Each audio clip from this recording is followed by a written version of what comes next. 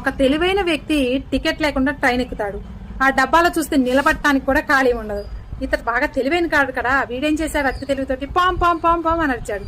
అప్పుడు అందరూ కూడా భయంతో పారిపోయారు. భోగిలో ఒక్కళ్ళు కూడా లేరు. ఇతను నా ప్లాన్ వర్కౌట్ అయిందని చెప్పేసి చక్కగా పండుకున్నాడు.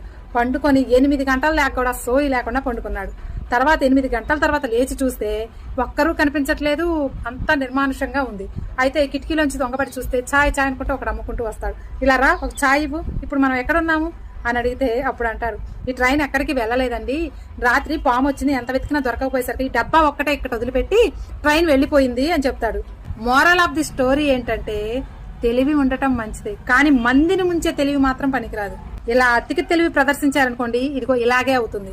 వేరే వాళ్ళను మోసం చేయాలని చూస్తే తిరిగి ఆ మోసం నిన్నే మోసం చేస్తుంది. ఇలా మోసం చేసిన వాళ్ళు మీకు ఎవరైనా ఉంటే వీడియోని అర్జెంటుగా వాళ్ళకి షేర్ చేయండి. నేను చెప్పింది నిజమని